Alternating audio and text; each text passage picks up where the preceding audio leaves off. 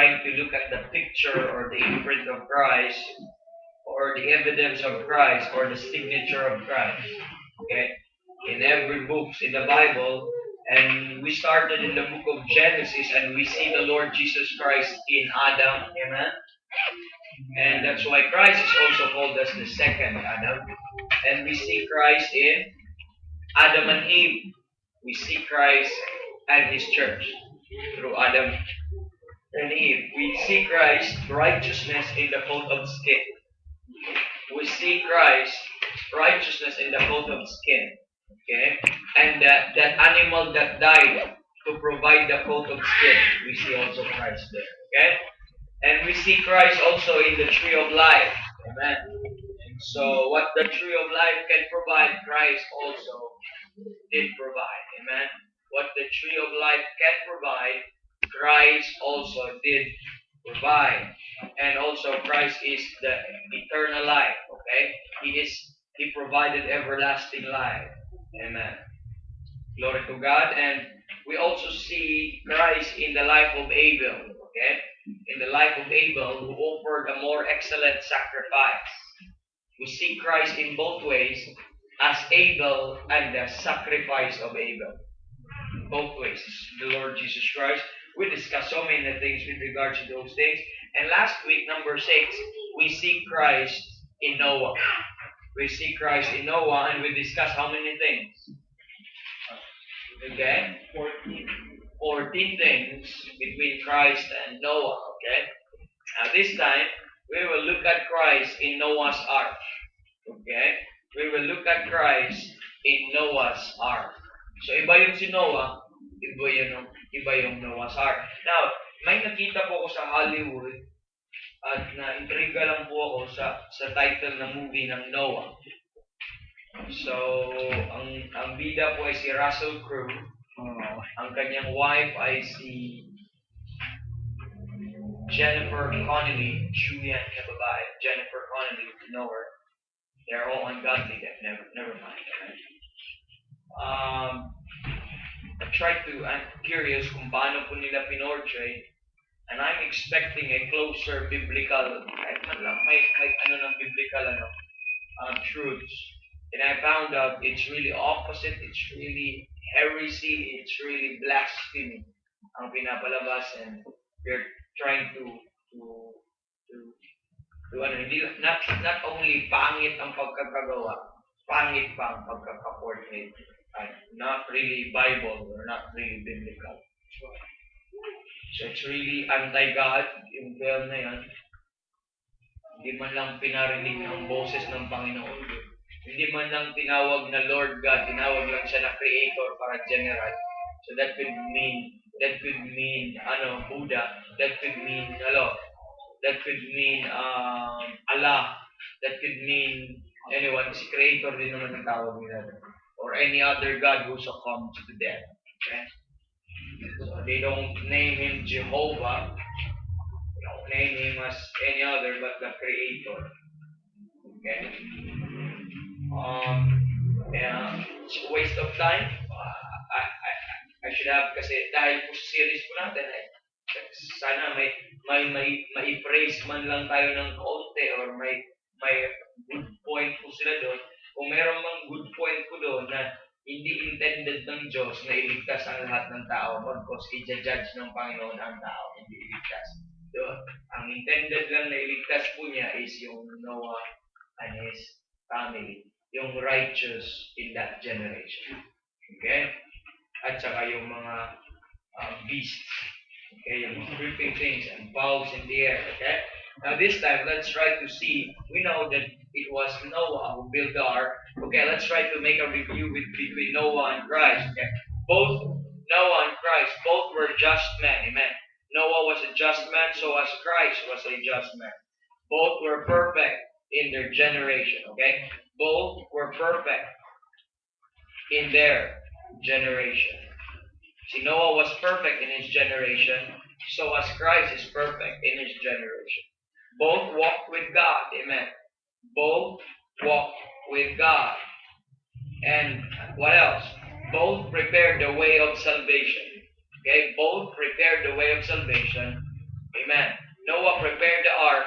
Christ prepared the salvation for mankind through the cross. Amen. Now, both finished God's work. Noah finished the ark. Christ also cried out, "It is finished." Okay? Both, okay? Both work is for the saving of his house. Noah's work is for the saving of his house. And we discussed also last week that Christ's death first is for the saving of his own house. And that is the house of Israel or the nation of Israel before the Gentiles. Amen. Both replace Adam. Amen. Both replace Adam. When Adam failed, God replaced Adam by Noah or through Noah, and also in the spiritual realm, Christ also replaced the first Adam. That's why he's called as the second Adam. Okay, both are head over all creature. Noah during that time becomes the head over all creature. He was in charge to have dominion in all of those things. Okay, to subdue those things and to replenish the earth and all of those stuff. Christ is also head over all creature. Amen. He's head doon po sa heir of all things siya sa Hebrews 1:2, and he will subdue all things pagdating sa Hebrews 2:8. Okay? And both are great provider. Both are great provider. Glory to God. Jesus Christ is also a great provider. Noah was the provider in Genesis 6:21. He provided food for everyone that is in the ark. Jesus Christ also is a great provider, amen. And you can prove that in your life. Amen. Testify that in your life. Amen. He's a provider. And both obeyed God. Noah obeyed God, and Jesus Christ obeyed. He obeyed even unto the death of the cross. Amen. And both kept all they have. Amen. In Noah's ark, everyone that is in the ark, Noah was in charge inside the ark, and they come out from the ark alive. Every single one that enters the ark, they both come out the ark alive. So as everyone that is in the body of Christ, they will go up in glory. Every one of them, they will be raptured and be in glory and go home safe. Amen. Amen. No harm whatsoever. So as both kept all they have. Okay, both kept. Noah was in charge in the keeping, so as Christ is also in charge in the keeping of everyone that is member of his body. Okay, both offered unto the Lord. After the flood, Noah right then and then offered unto the Lord. Amen. Then Jesus Christ also offered. Kaya the difference lang, siya yung offering. That become sweet smelling savor to God. Not only that, both are blessed under son. Noah was blessed, not only Noah, but also his sons. And Christ also is blessed. Amen. Kaya nga, we are in the beloved, okay? Sino po yung si Jesus Christ who is blessed forevermore? The only potentate in 1 Timothy 1:17 and 1 Timothy 6:15, and you can go on, and not only Christ is blessed, but also us who is blessed. Tayo na mga anak niya, blessed with all the spiritual blessings in heavenly places. And also, not only that, last but not the least, God established a covenant with them. Okay? God established a covenant with them. God established a covenant, an everlasting covenant kay Noah. Amen. And ang sign po na yun is yung bow in the clouds. And God also established an everlasting covenant with Christ, but the token is His blood. Amen. The token is His blood. Okay, now let's go to Noah's Ark. Let's go to Genesis chapter number 7. Genesis chapter number 7, verse number 1. And the Lord, are you there? Amen. Genesis 7, verse number 1. Amen. And the Lord said unto Noah, Come thou and all thy house into the ark. Okay, into the ark. For thee have I seen righteous before me in this generation. Sino yung in-invite na papasok? Is it all men? Or Noah and his house? Amen. For thee have I seen righteous before me in this generation. Bakit si Noah lang and his house? Because if you read chapter 6, okay? Because everyone is polluted. Amen. Everyone corrupted their ways. Okay? I hope you see that. Okay, now, there's nothing wrong when you preach about the invitation in going to the ark. Basta wag mo lang i-corrupt yung story ng Noah that everyone is invited. Nothing wrong when you preach about they were invited. Okay, so as also Christ is inviting. Walang problema po yun. But when you say na everyone is invited during those days, and that is a practical application, yet contradicting to the literal, doctrinal, historical application in the Word of God. Okay? That's why, let's be careful. Okay? Now, look at verse number 7. Verse number 7, and Noah went in, and his sons, and his wife, and his sons' wives with him. Can you imagine that? Doon sa movie na nila Noah, yung si Shem lang ang may asawa. That's right. The Bible says, ang nag-went in is Noah and his wife and his son's wives with him into the ark because of the waters of the flood. See?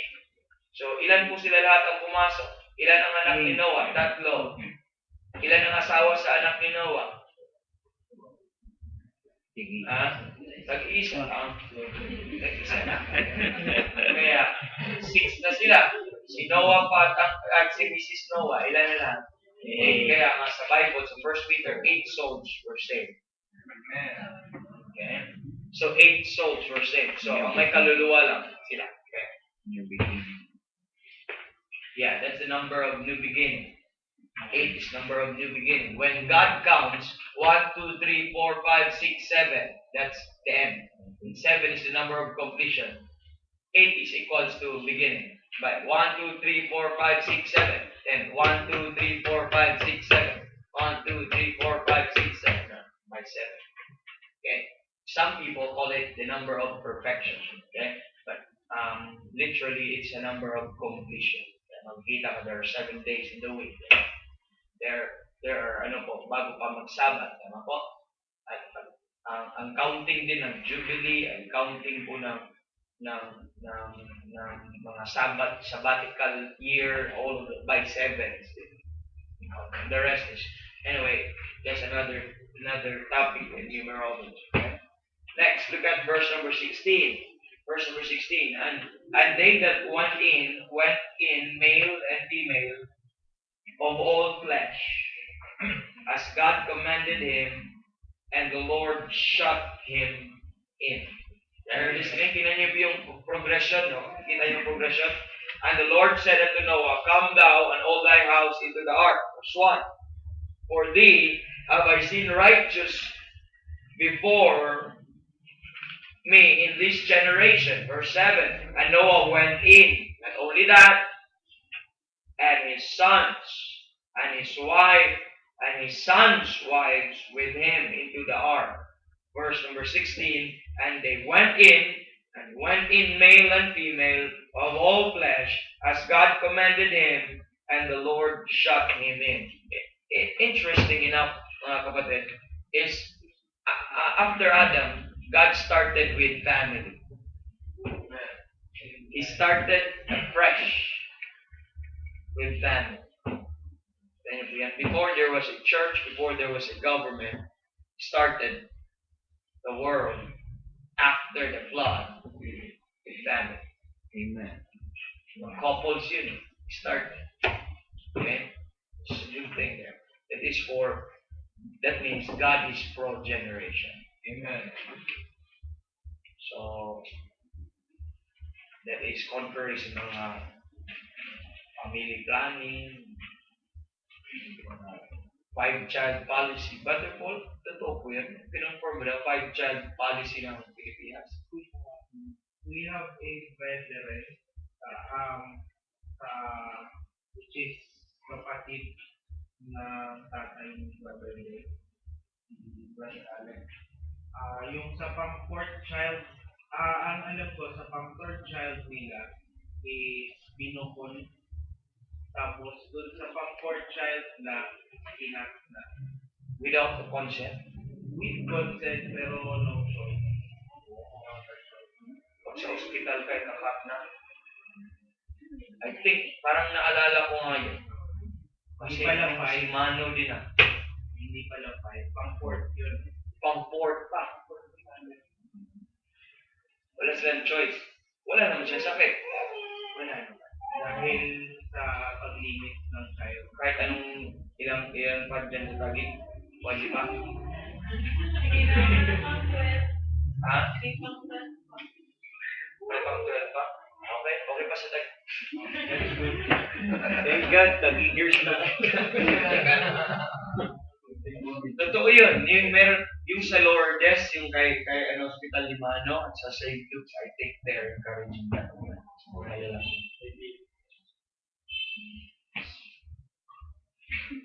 Lugi sa amin dyan, sir, kung namawal yan. Isa lang. Relate. Natagalan na naman tayo for generation. Alam niyo po ba, this world is doing its best para lang uunti ang tao. Remember, balance dapat yan. Depopulation. Kung ano yung mamamatay, mas dami dapat isisilang. Kung ang tendency is ganito po, tingnan niyo po ha. Kung i-control nila yung birth, are you listening? Mas dadami yung ratio ng mamamatay. Kuunti ang tao. Degenerate ang tao. Depopulation ba now? Paano ko po nasasabi that this world is doing their best para lang uunti ang tao? During sa World War II, isa sa mga project ni Hitler, nag-umpisa po yung mga ganyan, is i-depopulate po yung kasi of the warfare between dapat ang manatili lang dito yung superior race. Yung mga weakling na race, yung mga Jew daw at saka yung mga black people, they should be avenged. Ito yung project. Kaya nag-umpisa yung vaccine. Vaccine was first designed to kill. Okay? It's not, ngayon na lang nagsilabasan yung mga vaccine na yun. Kung mapapansin niyo po, I can send you many bad things about vaccines. Hindi mo makikita ang result when a person is 40 years old. That's right. Parang as if they're better than God. God has designed our body at its own natural level. Okay? Yan. Pambira, flu vaccine. Ang anak ko, aanuhan nila ng flu vaccine. Bata, flu vaccine. Bakit gaganon mo ng flu vaccine ha? Good thing nga yan, healthy ka nga eh.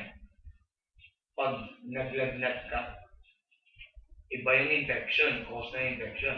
Pero yung lagnat lang, healthy yun. Kasi uminit ang katawan mo, that means active yung antibodies mo. Tapos ipiprevent mong magkaano ka. Now, that's enough out of that. Point is, yung mga vaccines po na ito is ano po yun, yung madami po kong bad things na nakikita at ang nagsusulat po ito mga Bible believers. Isang tumatak sa isip ko, kaya buti na lang nabasa ko yun. Sumatak sa isip ko, sabi ng isang Bible believing writer, make sure it is health, not economics. Bakit sobrang mahal ng mga shots? May libre. Opo. So, bakit kailangan? Bakit ipo-promote? Make sure, sabi niya, it is health, not economics. Now, sa panahon natin ngayon, ngayon lang dumadami ang mga special cases ng mga bata, ng mga Down syndrome, ADHD, yung mga ano pa bang mga tawag dyan, yung mga mongoloid na tawag, they call it, mga Chinese lang dapat na nung yan, diba?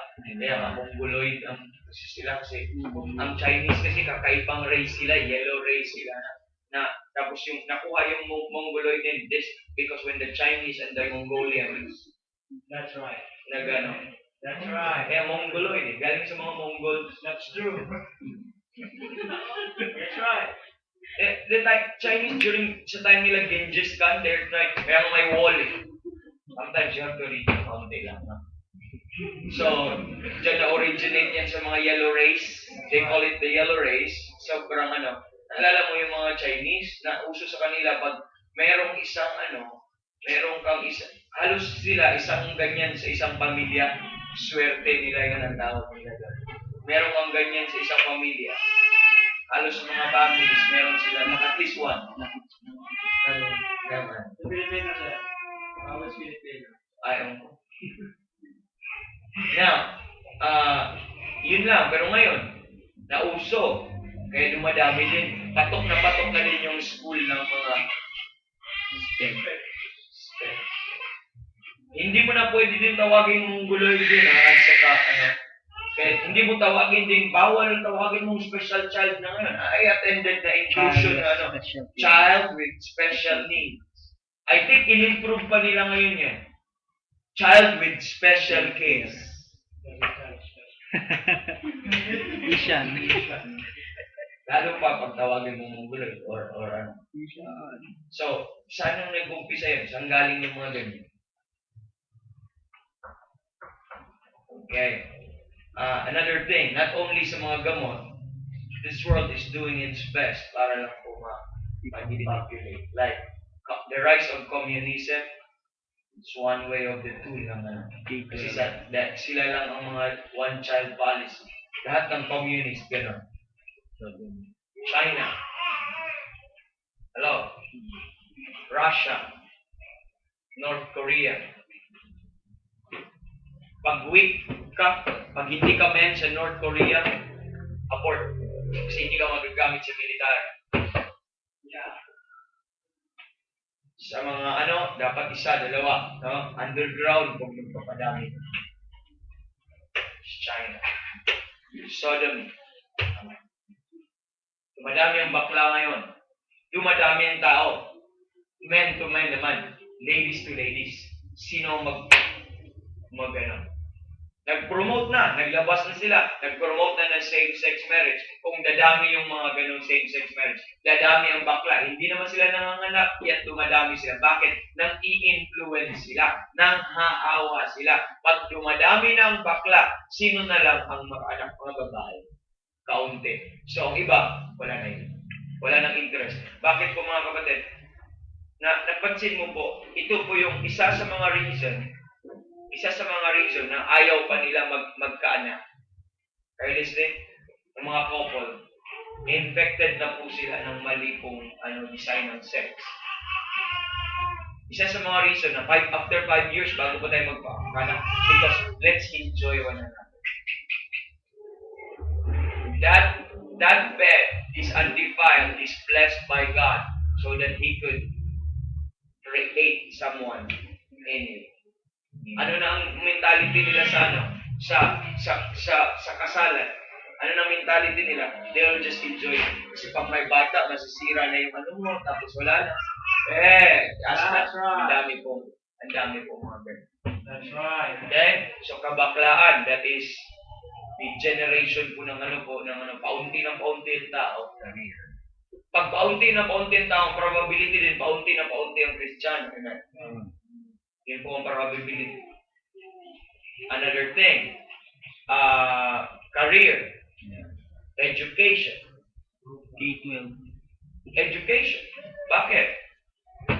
Anong taon gagraduate ang mga bata ngayon? 20. Pero may mga 12 na dinagdag. So, sige, given 20 to 22. Yun po yung range. Mag-work pa. Obliged pa na mag-work. At least mag-work ka, pinapaaral kita. So at least pinakabata niya, 27 to 30 years old. Yun ang marrying age niya. Ng mga ladies. Dati, kaya ka design, ladies, please understand this. Na-distort na kasi ang culture ngayon. Kaya ka sign mo kaya may period Once na lalabas na yun, that means able ka na naman anak. Ang proper lang training, maayos yung training. Kahit pa 12 years old, kahit 13 years old, pwede ka nang i-give away ng iyong father. My grandma was 13 years old. Yung pinanganak ko niya na. And you could tell, lahat ng most of your mga lolas ninyo ay nag-asawa ng ano. Kaya po ay na-enjoy nila yung ano. Meron sa Bible, 13 years old. Yes. Yun dapat. Ang naging nangyari, ang mga anak ngayon ay hindi marrying age yung 13 years old kasi hindi ready mag-asawa dahil ang preparation iba rather than marriage. Ang preparation, design ng ladies, di ba? Ano nga yung kalooban ng mga ladies? 1 Timothy chapter number 5. Hello? Marry. I would rather the younger women marry, bear children. It's the will of God. Guide the house. Amen. And give none occasion to the adversary. Hello? So, in other words, Brother Lay, your daughter should be raised up for marriage. Amen. You prepare them, her for marriage, ready for marriage. Kasi that gagamitin po ang ating mga ladies pag ang ginagawa sa Genesis chapter number 6, bakit po natin pinag-usapan po ito? Ang attack ng Diablo, same ngayon. Pinulyut niya ang mga babae. The daughters of men, nag-raise up siya ng mga giants, nag-raise up po siya ng mga angels. Ang Diablo, no? Para lang i-destroy po yung seed. Hello? Yung career, job. Ang iba, komportable na ayaw pong magkaroon ng sagabal sa buhay. Ayaw po nang may magdidikta-dikta sa akin. Nung na-develop ang independency ng isang babae, ayaw ko may mag-ano-ano sa akin. Ayaw ko may pagluluto ako. Pagluluto ako. Wala na, iba na. Ang concept ng babae. Ayaw na magkaroon ng anak. Ayaw na magkaroon ng the highest blessing ng inaasam dapat yan ng isang anak. Kaya nga, sabi ng Bible, pag mas marami, mas maganda. Amen. Can you please go there, Psalm 126? Hello? Pag marami, mas masaya. 126, ano po pagkasabi po dyan? 127, not 126. 127. Now, the Bible says, except the Lord build the house, they labor in vain that build it. Except the Lord keep the city, the watchman waketh, but in vain. It is vain for you to rise up early, to sit up late, to eat the bread of sorrows. And let's jump verse 3. Lo, children are heritage of the Lord, and the fruit of the womb is his reward. As arrows. Sino yung as arrows? Children. Nakita niyo po? As arrows. Sino yung arrows? Children. Are in the hand of the mighty men, so are children of the youth. Kita niyo po yung parallelism. Iano po natin yan by the way, sa ating po class, no? Watch verse 5. Happy is the man that hath his quiver full of them. Do you understand what quiver is? Lagayan ng arrows. Amen. Sino nga yung arrows? Ni-associate ang arrows? Children. Okay? So are children of the youth. Saan mag-umpisa dapat ang youth? Hello? Amen. Youth. Hindi youth youth in the Bible is at least teens up to 30 years old. At least. Teens then up to 30 years old. That's the youth. Yung isang tao. 30 up pataas, that's man na at agent considered na po yun. Hello? So mas madami. Happy is the man that hath his quiver full of them. They shall not be ashamed. Hindi pala kakahiya na madaming anak. Bakit? Glory yan eh. Amen. But they shall speak with the enemies in the gate. May protector ka pa. Amen. Now, watch. Chapter number 28. Blessed is everyone that feareth the Lord, that walketh in his way. For thou shalt eat the labor of thine hands. Happy shalt thou be. Jump verse 3. Thy wife shall be as fruitful vine. Amen. By the sides of thine house, thy children like olive plants round about thy table. Hey! Behold, amen. That thou shalt, the man, be blessed that feareth the Lord. You want to be blessed? You want to have more children? Fear the Lord. Amen. Fear the Lord. Obey God. Amen. Sabi ng mundo ngayon, hindi pwede. Yung ano mo. Yung mga tao mo, bakit? Dahil sa mga street children, madamay ba? Hello? Dahil po sa mga hindi ginagawa ang responsibility ng mga ibang tao, ng mga parents nila, that does it necessarily you have to change the truth because of the disobedience of others? No. Amen. Dapat ang table mo, Sir Randy, 20-seater. Wow. Umpisahan na ngayon. Start counting. Roundabout. So, round table.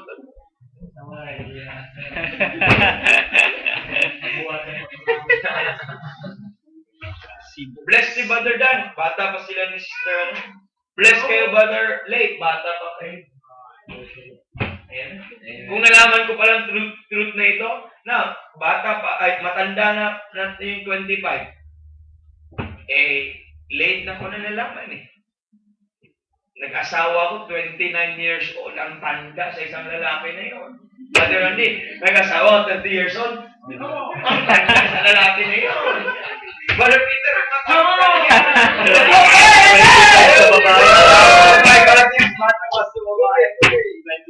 Brother Joby, bata pa, sister, ano kaya? Tingnan mo, pagdating ng 25 years old, sige, mag-enjoy pa yan, mag-work pa yan, hanggang 27, marriage, 27 to 30. Pero, hindi naman ganun ka, hindi ka ganun ka ganda na yung ang isang babae, parang 30 years old, okay na. Doon pa lang sila mapipressure pagdating ng 30. Dapat na-pressure ka at the age of 80, at the age of... Kaya nga, sabi ko sa'yo, if God will bless us a daughter, I will try my best by God's grace and mercy. 15 to 18 years old, dapat prepared na siya. Amen. Dapat prepared na siya. I will only raise her up. Hanggang nasa puder ko po yun, we will provide her what she needs. She don't have to be pressured na magtatrabaho para may... No, that's not her job. That's right.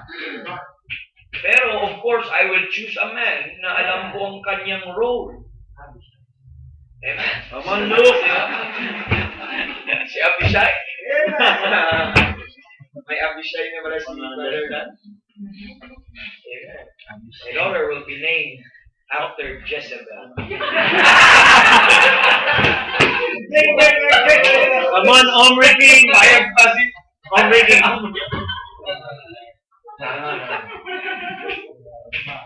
Kasi queen, di ba? Let's go back to Noah's Ark. Abante. Proud generation. Ang dami po. Late na nagpapalay. Mga fields ngayon, alam mo niyo po, yung mga fields ngayon, delikado po yan, nagsasira po yan. Dami pong ginagawa. Low is better.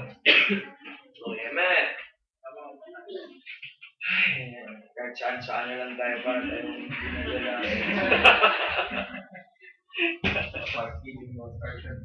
I'm glad that we're neighbors. Amen. Amen. Sino bang hindi neighbor dito? Cherry? Oh, okay.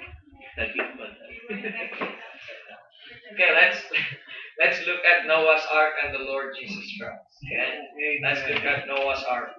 Let's go to 1 Peter chapter number 3. 1 Peter chapter number 3. Verse number 20. The Bible says in verse number 20, which sometime were disobedient, when once the long suffering of God waited in the days of Noah, while the ark was preparing, okay, wherein few, that is 8 souls, were saved by water. The like figure unto even baptism that also now saved us, not putting away the filth of the flesh, but the answer of a good conscience toward God. Yung baptism po na yun, hindi po yan ng water baptism. Right? Tingin po kayo. Kasi may open and closed parenthesis, yan po yung baptism. Okay? It is not about the cleansing of the flesh, but the answer of a good conscience toward God. And what's the next word? By the resurrection of Jesus Christ. So in like figure, by the resurrection of Jesus Christ. Ano yung pinag-usapan sa verse 20? Ark. Ano yung pinag-usapan sa verse 21? Jesus Christ. Okay? So, ano pong paggagamit po natin? The like figure. Okay? The like figure. In other words, you can see Christ in Noah's flood or in Noah or in Noah's ark. Now, let's go to Noah's ark and the Lord Jesus Christ. Okay, let's go to pakibasa, Genesis chapter number 6, verse number 14. Genesis 6, verse number 14. Okay. Basa. Then, Acts, in the other hand, Acts 4, verse 12. Genesis 6:14. Sige. Acts 4, verse 12. Sige, basa. Make thee an ark of proper wood, whom shalt thou make it the ark, and shalt pitch it within and without pitch. Okay, I want you to take note on the word, make thee an ark, singular, not arks. Okay? Make thee an ark. Okay, isa lang. But pakibasa Acts 4, verse 12. Ark. Okay? Isang ark. Hindi po sobrang dami, pero isang ark lang. Bakit? Pwede naman maliliit. Di ba? Pwede naman dalawa, pwede naman tatlo. But God chose one. Amen. God chose one. Pakibasa Acts 4:12. Acts 4:12, neither is there salvation in any other, for there is none other name under heaven given among men whereby we must be saved.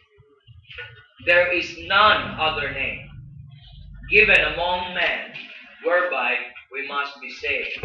That the Bible says there is no other name. There's one name that could save. Are you listening? So, what can we learn about Noah's Ark and Christ? Number one is, both are only remedy. Both are only remedy.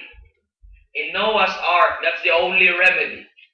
And there's no other name that can save a man. That is only one name, and that is the name of Christ. Eh, anong tawag po sa 2 Corinthians chapter number 11? And you read verse number 4. 2 Corinthians chapter number 11, verse number 4, please.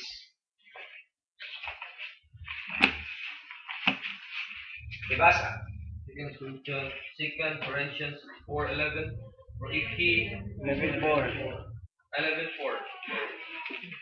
2 Corinthians 11:4. The Bible says, for if he that cometh preacheth another Jesus, whom we have not preached, or if ye receive another spirit, which ye have not received, or another gospel which ye have not accepted, you might well bear with him. So kung mapansin mo, another Christ, another Spirit, or another gospel, or another Jesus. Hello? Bakit? Bakit another ang pagkatawag? Dahil isa lang. May isang Spirit lang. May isang gospel lang that can save. That's the only remedy. Kaya, pag magdagdag ka pa na isang name, another name. Amen. How about Hebrews 10:12? Hebrews 10:12. Hebrews 10:12. And now, by the way, that corresponds Galatians chapter number 1, 6-8. Remember, we don't have to go there. Ano po yun? If any man preach another gospel than what Paul preached, sabi ng Bible, let him be accursed. Kahit angel pa yun, let him be accursed. That's right. Because there's one gospel. May nag-correct na nag-preach ng another Christ at another gospel. Okay?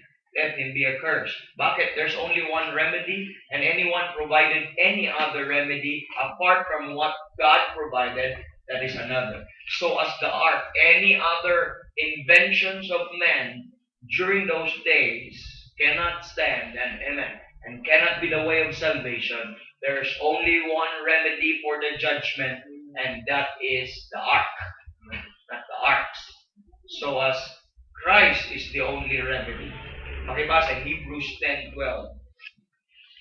Hebrews 10:12, but this man, after he had offered one sacrifice for sins, forever sat down in the right hand of God. But this man, after he offered one sacrifice, amen, one sacrifice for sins, forever, amen, forever, that's one sacrifice, that is forever, amen, Amen.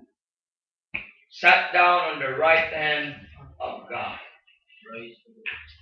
Hello? Amen. So that tells us that there's only one remedy, and that is the one Christ, and amen.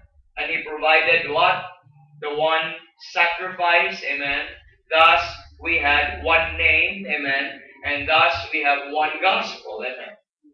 So no other remedy. And no other remedy during the days of Noah, that's the ark, and that points to the Lord Jesus Christ as the only remedy, amen. We're not saying that Christ is the ark, amen. But the ark is pointing to Christ, not Christ pointing to the ark. Mali po yun, ha? Ang ark nagpipicture ni Kristo, hindi si Kristo ang nagpipicture sa ark. Kasi ang picture hindi totoo. Si Kristo yung totoo. Itong mga tao na ito, itong mga bagay na ito sa Old Testament, they are shadows for the Lord Jesus Christ. Pointing the Lord Jesus Christ. That's why we can see an idea or a glimpse about Christ. Dahil sila yung nagbibigay sa atin ng idea or lessons or truth about Christ. Hindi po si Kristo ang nagbibigay para sa kanila, bagkus sila ang nagbibigay kay Kristo. Amen. Okay? Christ is a type of the ark. No! The ark is the type of Christ. Baliktad, okay? Laruhin po natin yan. Kasi dati kong mga si Kristo lang ang tinatypify, okay? Siya lang ang pinipicture, okay? Siya lang po sa Bisaya pa na di tagaag hulag buhay, okay? Siya, okay na, ha? Hindi yun ang maibot. Are joking? Kaya, in John 14, verse 6, amen? I am the way, the truth, and the life. Wala na iba. Amen. I am the way, the truth, and the life. Because Christ is the one remedy. No other name. Amen. There's only one man that could say, that man is the one who gave himself a ransom for all. And that one died for all. Amen. There's only one that died for all. Amen. And that is the Savior, the Lord Jesus Christ. No other name. For there is only one God and one mediator between God and man, the man, Christ Jesus. One remedy for this world of sin. One Savior, one salvation, one deliverance, one remedy. Not the church. The church right now, a man-made religion is trying to destroy that one Savior, one Christ who gave that one sacrifice forever. They try to put good works on their salvation. They try to add church membership in their salvation. They try to add ministers in their salvation. Kaya dadaan ka ni Manalo, dadaan ka sa Santo Papa, dadaan ka ni Kibuloy, dadaan ka. No. There's only one man that hung on the cross for our sins. Not the church. Hello? Not Kibuloy. Amen. Not any ministers, false ministers. But there's only one God, one Savior, who died for our sins. Amen. That is our Lord Jesus Christ. Could you please go to 2 Corinthians chapter number 5, please? 2 Corinthians chapter number 5. Would you please read verse number 14?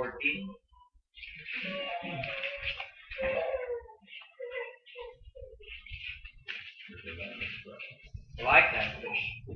Verse 14. May basa po, and 15. In Corinthians 5, 14 and 15, the love of Christ constraineth us, because we thus judge that if one died for all, then we are all dead. How could someone be Savior when all are dead? 15, One died for all. If one died for all, therefore, isa lang ang buhay. He died for the dead. Amen. Verse 15. and that he died for all, they which sleep should not henceforth live unto themselves, but unto him which died for them, Amen. One good Thank good God. practical application of that, and practical truth, not just application, but practical truth that we can get there. That the Bible is clearly stating that if He died for you, then you should live for Him. Amen. You henceforth live no longer for yourself. Kaya yung ano po ni Sister Shalom kanina, yung verse niya, I am crucified with Christ, nevertheless I live, yet not I, but Christ liveth in me, and the life which I now live. Are you a new creature? And the life which I now live in the flesh, I live by the faith of the Son of God, who loved me and gave Himself for me. If He gave Himself for me, it is just right that I will also give myself for Him. Amen. It is just right that I will live for Him. Amen. If one died for all, and if He died for you, henceforth we should live also for Him. Why? Sabi ng Bible, know ye not that your body is a temple of the Holy Ghost which is in you, which is of God, and ye are not of your own, for ye are bought. Amen? For ye are bought with a price. Ano responsibility? Therefore, glorify God in your body and in your spirit, which are God's. Reasonable. That's our reasonable service. Praise the Lord. Amen. How in the world there are still so-called saved persons who profess to be saved and so profess to be thankful of what Christ did for them, and yet they still live of themselves and for themselves. I cannot reconcile that. If truly the work of Christ or the death of Christ has true effect in your life, the result of that life is for Him alone. Amen. If that true salvation really has an effect, amen, to that saved person, he will not live for himself, but he will live for the one that died for him. Amen. Amen. I'm glad that I only have one remedy. You know what? Because I cannot have confusion. Amen. I can direct my paths, I can direct my mind, I can direct my heart. I can only believe one, not many. Amen. Hello? I can only believe one. What if madami ang remedy? Malilito ka. Magkakaroon ng confusion. Pag madami ang remedy, that means plus one, add Christ, plus your good works, plus church, plus your membership, plus whatever. Ang dami mong i-add. I'm glad that Christ is the gift of God. Amen. Amen. He is the gift, the one man. Every time I read Romans chapter number 5, praise the Lord. Ganda. Sarap talaga. So both are only one remedy, and God did not ask someone else to do another ark. God only asked Noah and to build also one ark for everyone. Okay? So as Christ is only one remedy, the only remedy for this generation. Amen. Number 2, not only both are only remedy, number 2, both are divine provision. Both are divine provision. The ark is a divine provision. Let's read Genesis chapter number 6, 13 and 14. Okay, pakibasa. 13 and 14. Genesis chapter 6, verses 13 to 14. And God said unto Noah, the end of all flesh is come before me, for the earth is filled with violence with them, and behold, I will destroy them with you. Make thee an ark of gopher wood, rooms shalt thou make in the ark, and shalt pitch it within and without with it. So the one that offered the ark is not Noah, it was God. The one that provided the means, it was not Noah, it was God. Because the ark was God's provision. Amen? Sabi ng Bible, the end of all flesh is come before me. For the earth is filled with violence through them. And behold, I will destroy them with earth. Now, that caught my attention as I study about the giants of through them. Okay? Sa panahon po natin, meron ding nagpupulit sa panahon natin. Through them. Okay, pansinin mo po yung mga mga distorter na nagkukurap sa flesh. Okay? Through them, then God said, make thee an ark of gopher wood. Room shalt thou make in the ark, and shalt pitch it within and without with pitch. Now, the point is, it was God who authored it. It was God who created the idea. It was God who taught Noah. It was God who provided Noah everything, because that ark is God's provision. That is a divine provision. How about Christ? John 3:16, for God so loved the world that he gave his only begotten Son, that whosoever believeth on him should not perish but have everlasting life. For God so loved the world that he gave his only begotten Son. Jesus Christ is God's provision for mankind. So the one that gave us the Savior, it was God. That's why Christ, as the ark, is a divine provision for Noah and his house and for the rest of the flesh. So as Christ is also God's provision for mankind. Amen. For mankind. Because it was God who loved the world, then he gave his only begotten Son. Look at Galatians chapter number 4. Kindly read verses 4 and 5. Galatians 4 verses 4 and 5. Romans 8 verse 32. Romans 8 verse 32. And 1 Peter 1, 18 to 19. 1 Peter 1, 18 to 19. Okay, let me repeat. Galatians 4, 4 to 5. Romans 8, 32. 1 Peter chapter number 1, 18 to 19. Okay, basa. Galatians chapter 4 verses 4 to 5.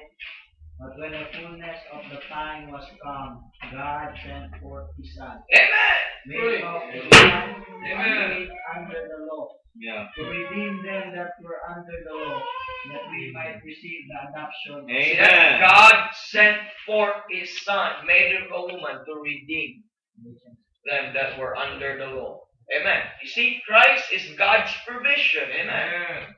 Christ is God's provision.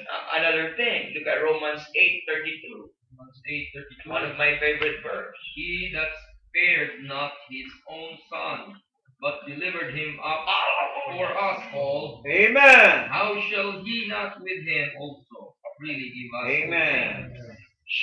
Binigay nga niya ang kanyang bugtong na isinilang na or Amen. all spiritual blessings in heavenly places ba? Amen.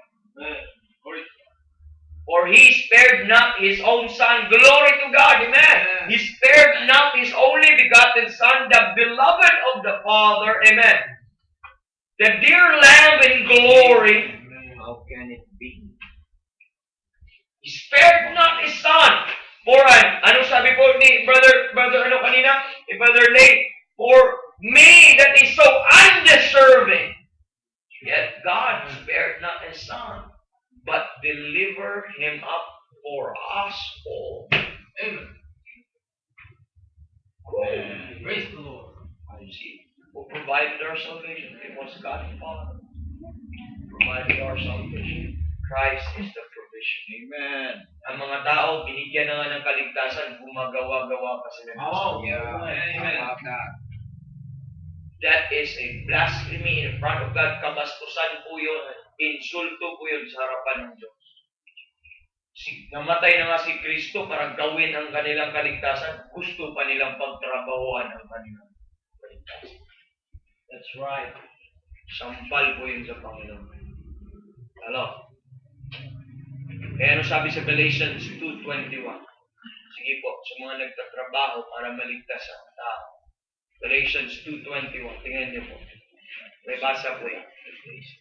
And do not frustrate the grace of God, for if righteousness come by the law, then Christ is made in vain. Do not frustrate the grace of God.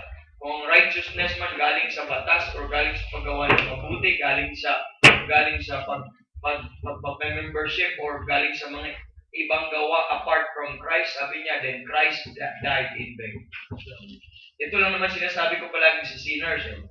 Kung kaya mong iligtas ang iyong sarili, kung kaya ng simbahan na iligtas ang iyong sarili, Kung kaya ng sino man ng good works mo, iligtas ang iyong sarili, bakit pa pumunta si Kristo Yeah. dito sa lupang ito para maipako sa krus? That's right.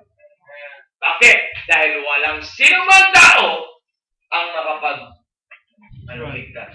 But glory to God. But God who is rich in mercy, Amen, amen. wherewith great love, in His great love, He loved us.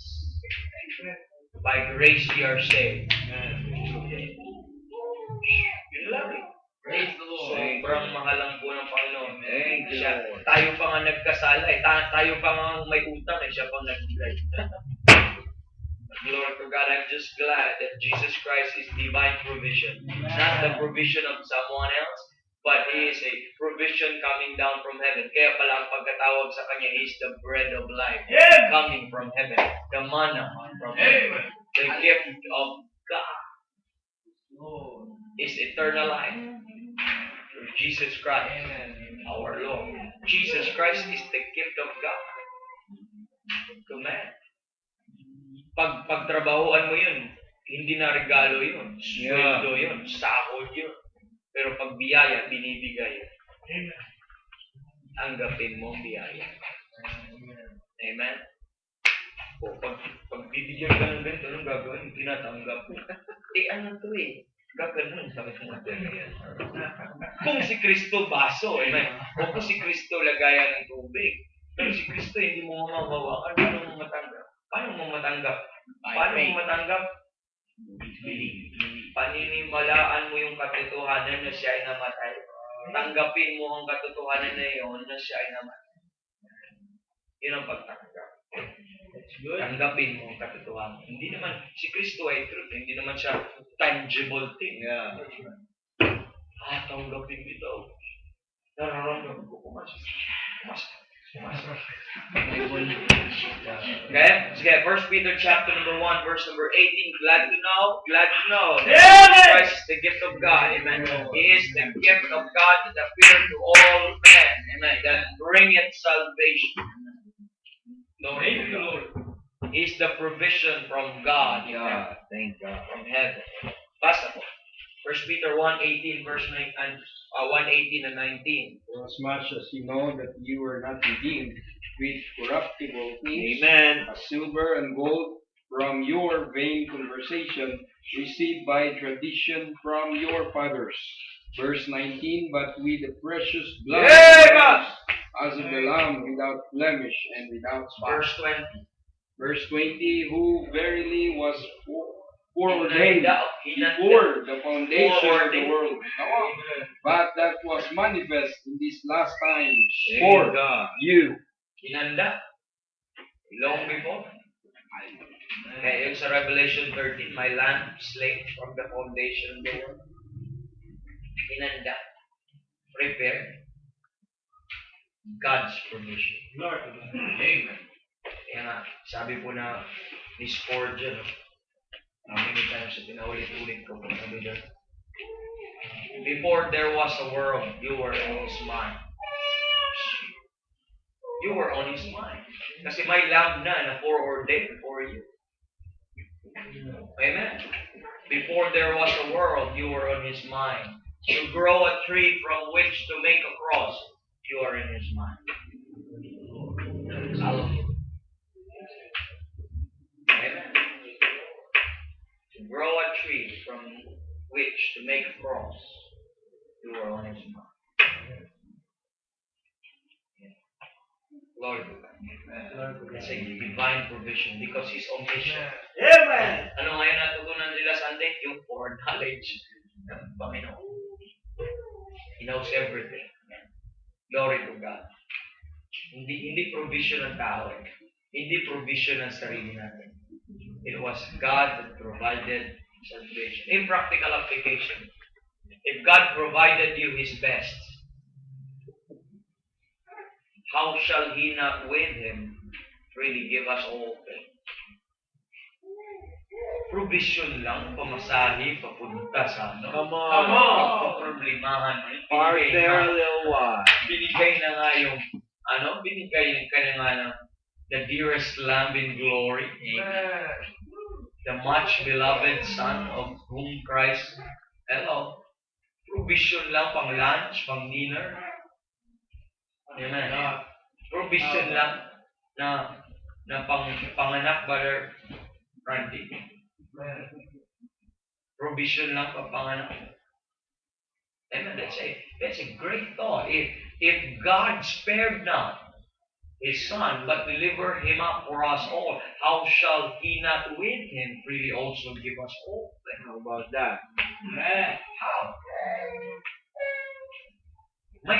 May malaki pa bang ibibigay sa iyo ang Panginoon o He has already given us all? Yeah. Thank you, Lord. Binigyan ka nga ng tagapagligtas. Si Joseph pa. Wow. That's right. Constitution. But ano sabi ng Bible? Fear the Lord. Amen. Amen. Lord God. Brother Jopi, binigyan ka nga ng tagapagligtas, pangkasal pa. That's right. Pag-start pa ng family, Brother Peter. Amen. Binigyan ka nga ng Savior, bride pa.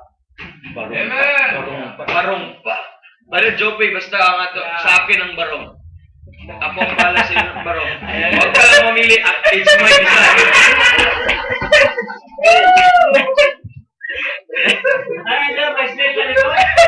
Ayaw, sa akin na yun. Basta barong sa akin. Courtesy from pastor. Ikaw yung magdagdag ng mga deactivate mga something. Ay, magyahan na, Duroy. Ginagalo ko yun, alam mo gawa. Basta just trust. You'll be the most handsome person. You'll be a man. That will be fit for you. The best dress for the animal kingdom.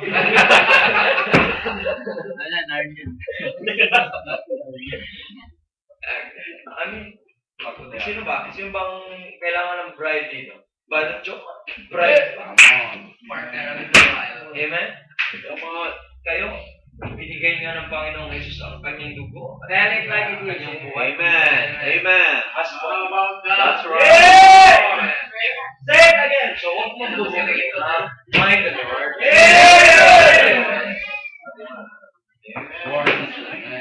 Tumalaki na sa TV. May nakahanda yan. Basta you are on His mind. Yes. Ang delikado lang pag ang husband nyo nasa langit na. Help is on the way. Sundan na lang. It's your glory. But there's still hope. Amen.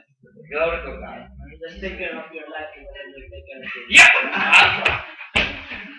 Next, number 3. Ang dami pa, tapos number 3 pa tayo. Ang dami kasi natin sidetrack. Number 3. Both are made of earthly material.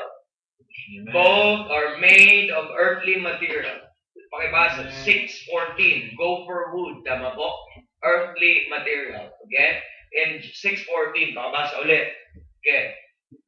Made of earthly material. Compare it with Philippians chapter number 2, 6-8. Okay? Philippians chapter number 2, 6-8. Okay, pabasa. Genesis 6:14. That's the ark. The ark is made of an earthly material. The ark was not made up of gold or was not made up of heavenly material, but it's just earthly material. Not really special, whatever, but God get a base thing, amen. Just a gopher wood. Okay, the Bible speaks of cedar in Lebanon. Those are great trees in the Bible. But just simply God used a gopher wood. How about that? Okay, basa po. 6:14. Genesis. Make thee an ark of gopher wood. Okay. Whom shalt thou make in the ark?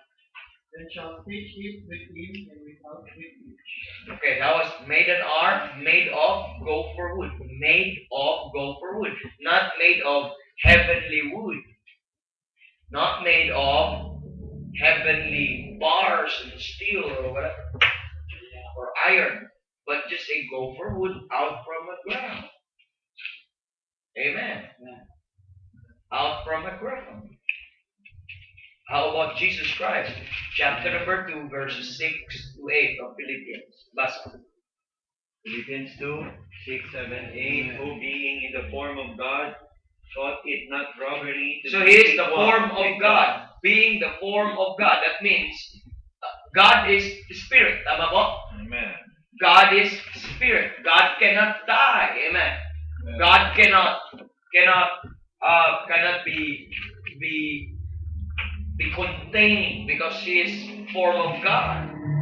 But what? Ano pagsabi? But made himself of no reputation, and took upon him the form of a servant, And took upon Him the form of a servant, and was made in the likeness of men. made in the likeness of man. And being found in fashion as a man, So, fashion like a man. Kung paano yun hinumis yung tao. Paano ginawa ang tao, pinuha ang tao. Fashion like unto a man. he humbled himself and became obedient unto death, even the death of the cross. So, man can die. The tree died. The gopher wood has to be cut down. Because he's earthly. Hello? Hindi po nag-provide ang Diyos na bumagsak galing sa langit, bang! Ark na. But God has to cut down trees made of gopher wood. Hello? I like to connect that to Daniel chapter number 9 that the Messiah was cut down. Just like a tree. Woo! Hallelujah. The Messiah was cut down. Just like a tree. Ano gagawin mo sa tree? You have to cut it down. Look at Daniel chapter 9, verse number 26. The trees must be cut down. The gopher wood was cut down. So as Christ was cut down, then they are both made of earthly material. Christ, God, manifest in the flesh. The Word was with God, but anong sabi na? And the Word was made flesh. Hello? Kaya, no, He is in the form of God, but He was formed in fashion like unto a man. Hello? In the likeness of man. And He had, what? He humbled Himself even unto death, even the death of the cross. So that means He was cut down. Amen. Anong pagkagamit? Sa Messiah was cut down in Daniel 9:26. The gopher wood, of course, alangan man lang anong ginawa ni Noah doon? Gopher wood. Anong ginawa niya sa gopher wood? Ginawa doon. Amen. Para magiging ark. So the only way to provide salvation, the gopher wood must die. Amen. To provide an ark as the way of salvation, the gopher wood must die. Or the gopher wood must be cut down. So as Christ to provide salvation, He must be cut down. Read Daniel 9:26. Daniel 9:26. And after 3 and 2 weeks shall Messiah be cut off, Amen. not for himself, and the people of the prince that shall come shall destroy the city and the Okay, sanctuary. okay na po. Ang ano po niyan, ang sagot niya nasa verse 24, okay? The Messiah must be cut off, just like a tree that it should be cut down. Amen. Look at Hebrews 2, verse 14. Hebrews 2, verse 14. So two things, kasi earthly material po siya, it can die. Amen. Diba sa 2:14? Hebrews 2:14, Watch not then as the children are partakers of flesh and blood. He also himself likewise took part of the same. Opo, ano yung tinuk part niya siya? He took himself in a form of a servant and made in the likeness of man. Made in the likeness of man. Sabi ng Hebrews 2:14, took part of the same. Ano yun? Flesh and blood. Nakita niyo po? Amen. Anong purpose, Brother Dan? That through death he might destroy him that So, had the power. He has to took in the form of a Amen. flesh and blood so that He can die through death. So His purpose is to be cut down to provide salvation and that He died for all. Amen. But God commended His love toward us, and while we were yet sinners, Christ died for us. Full of salvation if the Savior cannot die. So, being in a form of God, amen, manifest into a body of flesh, amen, in the body of flesh, so that he could die, just like man, just like a tree, to be cut down, form a vessel, form a house for shelter. The tree is a good example of a sacrifice to provide something for someone. Are you listening? The tree has to be cut down to provide good for someone. Jesus Christ must be cut down to provide salvation for someone. Amen. Thank God. Amen. Even if I'm thinking about the ark and how the ark is made of, it reminds me of my Savior. Amen. Was cut down. Remember, he's a gopher wood. And the gopher wood was what? Saan po nanggaling? It grows from the ground. Now, if you look at Isaiah 53:52, amen? Ang sabi po doon, out of a dry ground. So, para siyang tree. Now, planted in the rivers of water. Kaya lang siya out of the dry ground. That speaks also of a virgin birth. Amen? Out of a dry ground. He was cut down. He lived to die. Nagtook lang siya in the form of flesh. That's the very purpose of his flesh. That through death, amen, he might destroy him that had power over death, and that is the devil. It's the purpose of his flesh. Amen. When he rose from the dead, he took another form of flesh that could live eternity in heaven. Okay? Look at Hebrews chapter number 10, verse number 5. Can you read that? That flesh is prepared. Amen. That flesh is prepared. Hebrews 10 verse 5. Wherefore, when cometh into the world, he saith, Sacrifice and offering thou wouldest not, but a body hast thou prepared me. A body that was prepared me. Are you listening?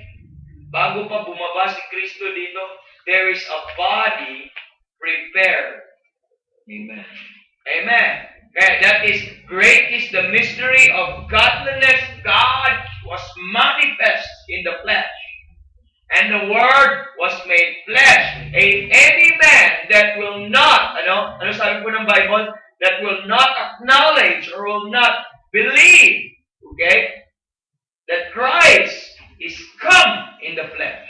He is the Antichrist and has the spirit of the Antichrist. Kaya, isa sa mga proof ni Gail Riplinger, na Antichrist yun, at saka may spirit ng Antichrist, pag hindi naniniwala na si Kristo ay nagmanifest sa flesh. At ang modern Bible na yun, binago yung mga verses na yun. Pati yung 1 Timothy 3:16, pati yung 1 John chapter number 4, at saka 2 John, at saka 3 John, as 2 John with regards to those things. Kaya, New Age version ng tawag. Kasi, it's not, ang tawag, paano mo i-declare? Ang Bible na yun, inumit yung mga verses na yun, binago yung truth ng verse na yun. Pinalitan yung God, pinalitan ng He. Amen. Manifest in the flesh for the purpose of that, so that He can die. He could be hanged on the cross. He could shed His blood. Kaya partaker siya of flesh and blood. He took part of the same. Kaya po, naging partaker siya of flesh and blood. Kaya po, mga kapatid, that is absurd to say, Holy Mary, Mother of God, pray for us sinners. Holy Mary, Mother of God. How can God have a mother? It was God who created Mary, not Mary gave birth to God. Mary gave birth to the body of Jesus. Because anong pagsasabi ng Bible? There is a body prepared. Na kaya naglagay ang Panginoon ng katawan ng isang bata, ng isang tao, man-child ang pagkatawag ng Bible, sa sinapupunan ni Mary. In other words, in its truest sense, Mary gave birth to the body of Jesus, not gave birth to the eternal God up there. That's right, man. Okay, that's so important. Bakit? Kailangan niyang mailagay sa dry ground. Hello, dry ground. Para siyang mag-anyo ng tao. Amen? Okay, basa 53:2. Isaiah 53:2. Amen. Isaiah 53 verse 2. For he shall grow up before him as a tender plant, At a tender plant. and as a root out of a dry ground. He hath no form nor comeliness, and when we shall see him, there is no beauty that Alam we mo should for wood, desire. no? Tender plant and root out of the dry ground. Hello? Like a tree, amen? To be cut down. Oh, make thee an ark.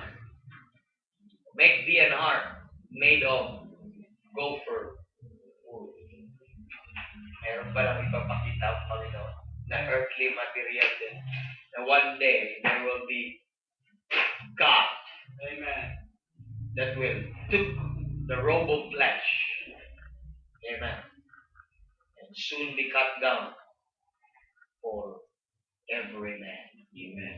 Kaya nga sabi ng Bible, He tasted death for every man. Can you imagine? God tasted death for every man. Woo! Thank you, Lord. Woo! Hallelujah. Next, not only both are made of earthly material, kaya that is the type ng pagka son of man, no? Earthly material. Number 4, both are a refuge of divine judgment. Both are a refuge of divine judgment. You know what happened in Noah's flood? Amen. God judged the world, and the ark becomes the refuge. Outside is the wrath of God, but inside they're safe and sound. They're in a refuge. They're para po silang rock in the weary land. Amen. Para po siyang rock of ages, cleft for me, let me hide myself in thee. Parang nandun ka, and everyone outside that rock is so chaotic. Everyone is so, the wind is raging and the wind is blowing and all of those stuffs. Yet inside the ark, they're taking refuge. No water, no wind that could destroy them. But they're taking refuge. Bakit? Ano nangyari? Look at chapter 7, verse 11 to 12. Look at chapter 7, read 11 to 12. Genesis 7, 11, and 12. In the 600th year of Noah's life, in the second month, the 17th day of the month, the same day were all the foundations of the great deep broken up, and the windows of heaven were opened. And the rain was upon the earth 40 days and 40 nights. Look at verse 17, start 17. And the flood was 40 days upon the earth, and the waters increased and bare up the ark. Amen. And it was lifted up above the earth. Okay. And the waters prevailed and were increased greatly upon the earth. And the ark went upon the face of the waters. And the waters prevailed exceedingly upon the earth, and all the high hills and were under the whole heaven were covered. 15 cubits upward did the waters prevail, and the mountains were covered. And all flesh died that moved upon the earth, both of fowl, and of cattle, and of beasts, and of every creeping thing that creepeth upon the earth, and every man. All in whose nostrils was the breath of life. Of all that was in the dry land died, and every living substance was destroyed. See how devastated, the okay? ground. But continue. Both man and cattle, and the creeping things, and the fowl of the heaven, and they were destroyed from the earth, and Noah only remained alive, and they that were with him in the ark. I like that Noah only remained alive and they that were with him. I like that underline that. In the ark. Amen. Amen. When God judged the world, when the wrath of God was poured out in the world, and everyone died, but everyone is taking refuge and safe in the ark. Hallelujah. Thank you, Lord. How about Christ? When God poured judgment from man, Christ, just like that ark, amen, saved us from the wrath of God. Look at Romans 5:9. In one hand, Romans 5:9, then Romans 8:37 to 39. Romans 5:9, then Romans 8:37 to 39. Oh, kahit ano pang mangyayari sa mundong ito. Amen. Once you are in Christ, amen. You are in the ark, amen. Like you are in Christ, amen. Sige, babasa. Romans 5:9. Much more then, being now justified by his blood, we shall be saved from wrath through him. Amen. We shall be saved from the wrath through Him. Amen. May wrath na ipupoured out, but glad to know that I am saved from wrath through Him because I am in the ark. Amen. I am in Christ. Amen. Glory to God. Even if the power of hell will prevail, even the power of the devil will prevail, even in the great tribulation, God will pour out His wrath. But I am taking refuge Amen. in His body. Amen. Keep with Christ. Amen. In God. Safe. Amen. In Christ. Okay, basa. 8:37 and 38. Nay, in all things, we are more than conquerors. Amen. That loves us. For I am persuaded that neither death, Amen. nor life, nor angels, nor principalities, nor powers, nor things present, Amen. nor things to come, Anong bahala mo nor niya? height, nor Amen. depth, Basta nor ligtas. any Amen. other creature Amen. shall be able to separate Amen. us from the love of God, Amen. which is in Christ Jesus our Lord. Nothing shall be able to separate us from God. Why? We're in Christ. We are in the ark. Parang you are in the ark. And who could destroy that? Amen. Amen. Who could destroy that? But glory to God, you will be saved. Amen. You can go further even in chapter number 2 of 1 Thessalonians. Amen. You can go through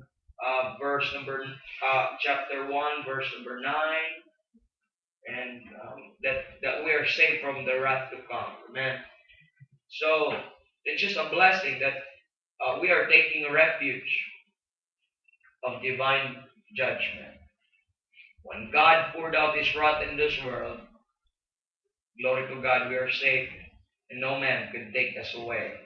No man could destroy us because Christ is the refuge of divine judgment. Kaya pag wala po ka kay Kristo, the wrath of God abideth in you. But if you have Christ, ang nag-abide sa Kanya, love of Christ. Amen. Love of God. Yes, Lord. Kaya wala. We're safe in Christ. Kaya sabi ng song, I've anchored my soul Amen. in the haven of rest. I sail the wide seas no more.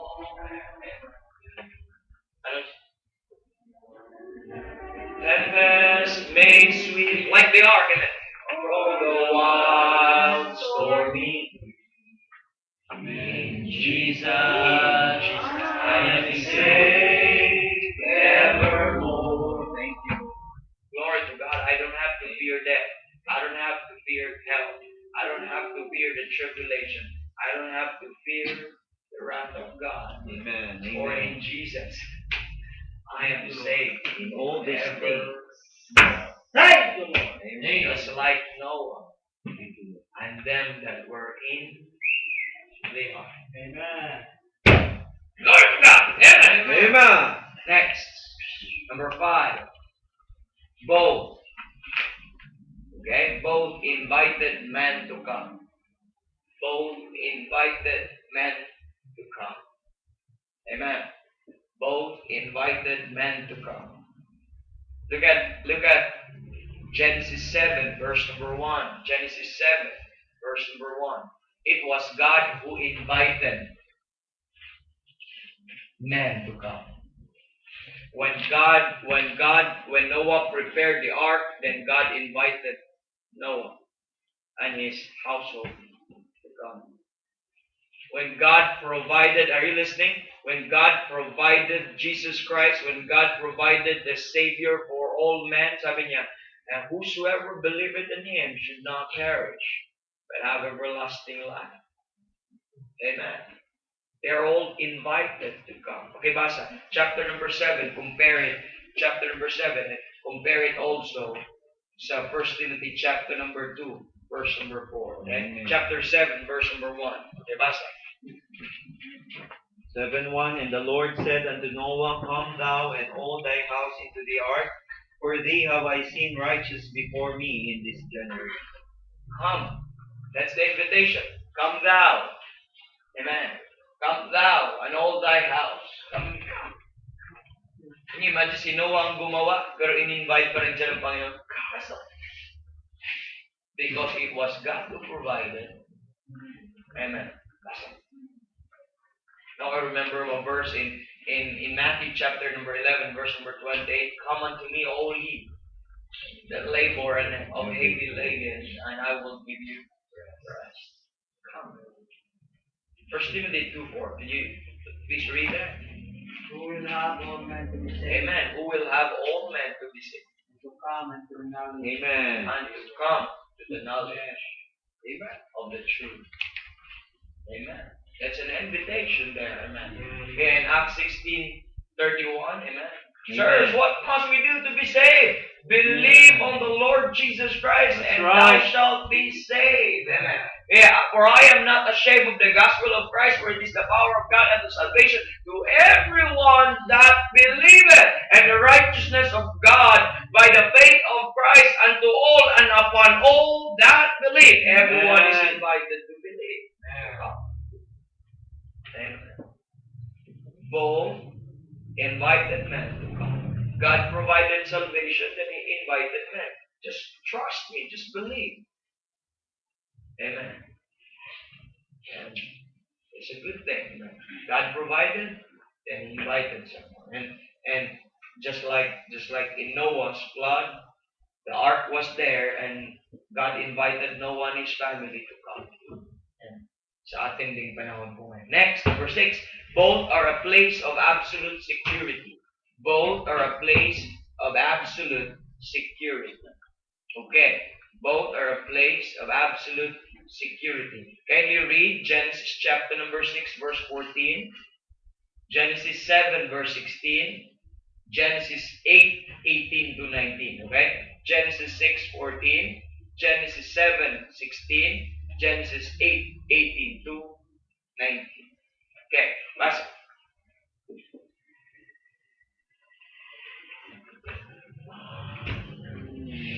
Okay, quickly, withdraw. Come on. Like to go home early, then cooperate. Genesis 6:14, Make thee an ark of gopher wood. Rooms shalt thou make in the ark, and shalt pitch it within without with pitch. Nakita nyo, shall pitch it within and without with pitch. Para bang, okay, lagyan mo ng seal sa loob, seal mo pa sa labas. Oh, that's a security there, amen. Ano pa? Look at chapter 7, verse 16. And they that went in, male and female of all flesh, as God had commanded him. And the Lord shut. Who shut the door? The Lord shut him in. The Lord shut him in. If God shuts the door, no man could open it. When God opens the door, no man could shut it. Hello? Because who shuts the door? God sealed that door. It was not Noah. It was God who shut the door. Amen. There's a security there. Amen. Amen. Not just to preach within and without, but the good thing is God shuts the door. How about chapter number 18? What's the result? And verse 18 to 19. Chapter 8, 18 to 19, not 18. And Noah went forth, and his sons and his wife, and his sons' wives with him. Amen. And every beast, every creeping thing, and every fowl, and whatsoever creepeth upon the Amen. earth, after their kinds, went forth out of the earth. Went forth out of the ark. Praise the Lord. Not only they take refuge in that ark, amen, but while they're in the ark, none of them died. They are in total security. That means they're safe. They're secure because God shuts the door. No man could open the door. And they went out all safe. What about that, mga kapatid? How about Galatians? How about Colossians? Chapter number 3. They went out, remember? They went out of the ark. Every one of them, pati hayop, walang namatay. Amen. Lahat, pati anak ni Noah, walang namatay. Every one of them are saved. All that is in the ark. How about Colossians 3:3? How about 1 Thessalonians 5:23? How about 2 Timothy 4:18? How about Jude 1:1? Okay? Okay, right? Colossians 3:3, 1 Thessalonians 5:23, 2 Timothy 4:18, then Jude 1:1. Please. How about being in Christ? Are we secured? Amen. Glory to God. Basa. Colossians 3:3. Pakibasa verse 4 then. For ye are dead, and your life is hid with Christ. Okay, we are hid with Christ in God. When Christ, who is our life, shall appear, Amen. Lord, shall ye also appear with him. Okay, paglabas ni Kristo, lalabas din tayo. Amen. Amen. When Christ, who is our life, shall appear, then we shall appear with Him in glory. Amen.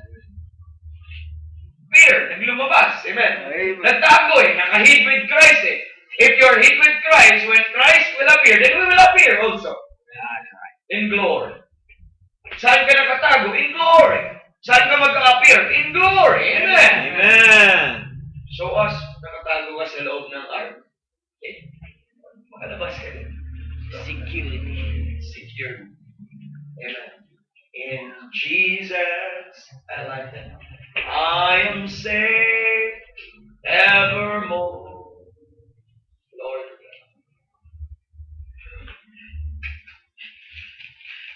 Basa, 1 Thessalonians 5:23. And the very God of peace sanctify you wholly. Sanctify you wholly, not partially. Amen. Holy. Amen. Buo. Ano ang ibig sabihin ng sanctification? It's something to do with separation for protection. So that you can maintain the holiness, you can maintain everything of what's good in that thing that is being sanctified. Sanctify you wholly. Anong sabi ng Bible? Pray God, you hold good soul body, to preserve blameless. Anong klaseng preservation? Blameless. Amen. Anong ang buhay ni Paul nung nandito siya sa lupa? 2 Timothy 4:18. Basa.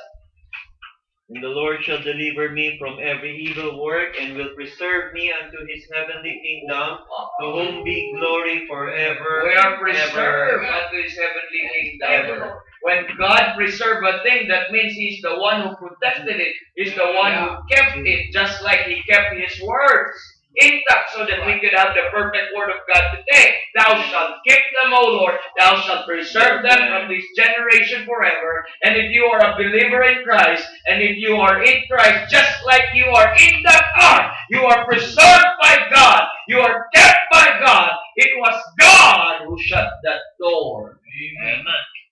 And once you are in, you are hid with Christ in God, and you are safe. Totally secure. Anong tawag po sa atin? Look at Jude 1:1. Preserved. Amen. Ibasa. Jude, the servant of Jesus Christ and brother of James, to them that are sanctified by God the Father and preserved in Jesus Christ and called. Preserved where? In Jesus Christ. When Noah went into the ark with his family and with the rest of the animals, they are preserved in the ark. Not just they're taking refuge from the storm outside, but they are in a maximum security inside the ark. Pwede ka naman mag-take refuge at the same time. Nagdadamay ka pa rin. Okay? Kasi nakisilong ka lang sa ulan. That's a refuge. Amen? Para hindi ka lang mabasa. Pwede ka namang hindi safe sa isang refuge.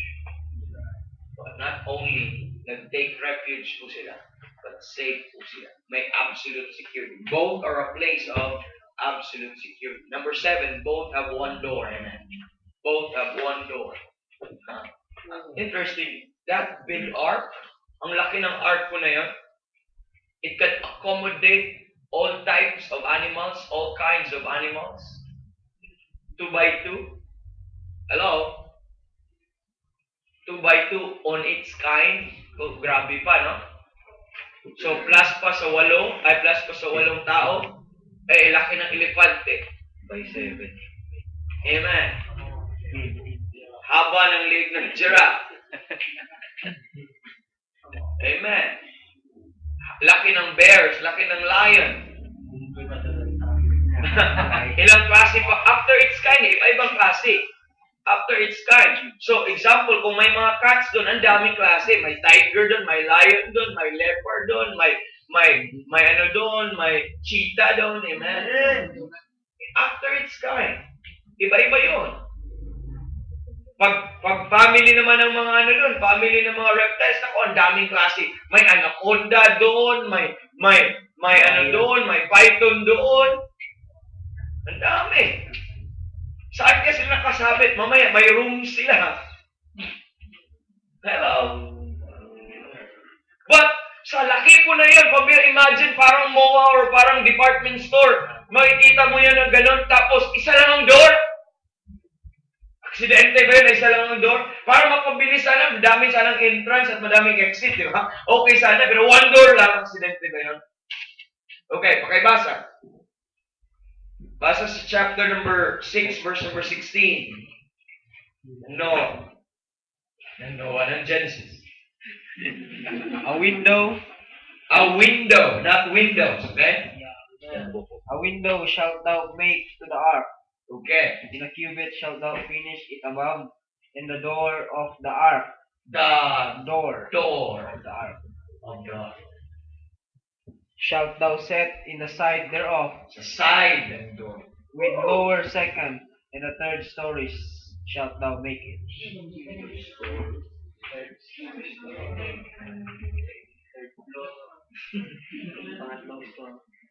The door. Tapos saan banda? Sa side. Para bang naalala ko yung veneers yung kanyang side. Yeah. May butas. Tapos doon sa side. A door. By the way, it's door. Of course, in John chapter number 10, verse number 9, sabi ni Jesus Christ, I am the door. The door. Hindi niya sinabi, I am a door. But he said, I am the door. King James Bible did not take note, make a door, but the door. I am the door. By me, if any man enter in, he shall be saved. Kaya sabi ng John 14, verse number 6, I am the way, the truth, and the life. There's only one door in glory. That's Christ. There is only one door in salvation. That is Christ. There is only one door in heaven. That is Christ. There is one door to be saved. Amen. That is Christ. There's just like that ark. That's only one door. Amen. Next. Both are divided into threefold. Amen. Both are divided into threefold. Nabasa kanina ni Brother Joe, ilang stories po yun? Third stories. 3 stories, okay? 3 floors. Amen. So, ganun po ka, ganun po division. Aksidente ba yun? Bakit 3 parts? 3 doors? 3 doors, 3 stories? Divided into three. Okay? Both are divided into 3-fold. Si Jesus Christ din, no? Aksidente ba yun na naging tao siya, na meron siyang body, soul, spirit? Amen? Aksidente ba yun sa gospel that ang gospel ay may one gospel but death, burial, resurrection? Na may one ark but 3 stories. Amen? One God, one man, one Savior, but meron din siyang body, soul, spirit. Meron siyang one ministry, amen, prophet, priest, king, at one salvation na kanyang pinurchase, one blood, one life that He gave, but it saved us from the penalty of sins, it saved us from the power of sins, it saves us from the presence of sin. There is only one shepherd, but He is called as the good shepherd, He is called as the great shepherd, and He is called as the chief shepherd. Hello? Good. One man, but that which was, and which is to come. What about that? Amen. Amen. You can go on and on with talking about the threefold ministries ni Cristo work sa kanyang pangalan. One man, but 3 appearance. He appeared to put away sin. Amen. And that appeared in the presence of God for us. And will appear. Amen. Amen. The future. Hebrews 9. Bakit kaya may ganun? Aksidente ba? One God, but Father, the Word, and the Holy Ghost, and these 3 are one. Amen. One man, pero he's a priest, he's a king, and he's a what? Prophet. Glory to God. Thank you, Lord. Amen. So many verses when you try to go through to those things. Number 9. Both have one view. Amen. Both have one view. Amen. Saan yung view na yun? Chapter 6, verse 16. Both have one view. At bakit one view lang? Isa lang ang window eh. Kanina, one door. That's the entrance. Pero, window is the purpose of view. One view. Pakibasa ulit. Genesis 6:16. Anong purpose po ng one view po dyan mga kapatid? Ay, napakaganda po yun sa atin. Ang practical application na yun, napakaganda po sa atin. One view lang nasa ark. Pag nasa loob ka ng ark, amen, isa lang ang view mo. Guess what? Tingnan niyo po. Basa. Chapter 6, verse 16.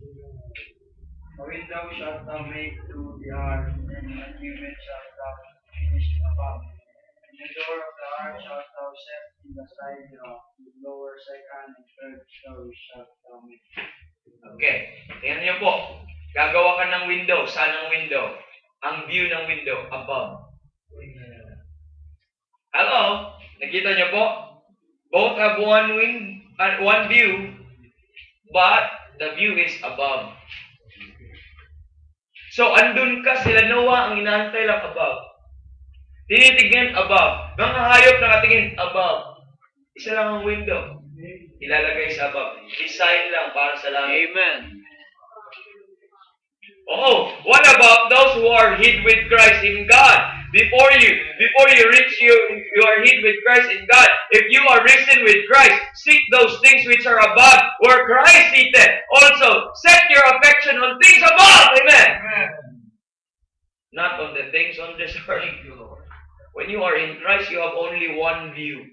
Guess what? Not down. Up. Amen.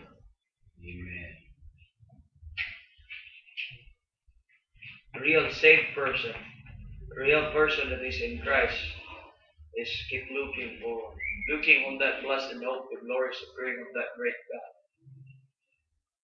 For our conversation is in heaven, from whence we look to our Savior, who shall change our vile body. Amen. It may be fashioned like unto His glorious body. When you are in Christ, you have only one view. Just like you are in the ark, you have only one window, and that is above. Amen. You are not going to look at the window supposedly in the side. Are you listening? It's supposedly in the side, so that you can look at what's going on in the surroundings, but they are not allowed to see what's going on outside. Amen. They are just to look. Thank you, Lord. Aksidente po ba yun? It's telling us something. Once Amen. you're a believer in Christ, Amen. you have only one sight, one vision. Amen. That is the Lord in glory. Praise the That Lord. is looking unto Jesus. Amen. The author and finisher of Amen. It's my Lord. Amen. It's my Lord. It could remind us before you go home, that it is, you have only one vision, and when you sing that, Lord, be thou my vision. Amen. You sing that with all of your heart. So, ano po, are you planning for something? Do you have plans in your life? Do you have vision in your life? Next question. Is Christ included?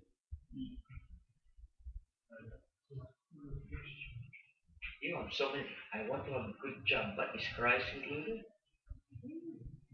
I want to move in that place. Is Christ included? I want to have a good house. Is Christ included? How about that? I want to have children. Is Christ included? Oh. I want to raise a family. Is Christ included? I want to buy this. I want to give that. Is Christ included?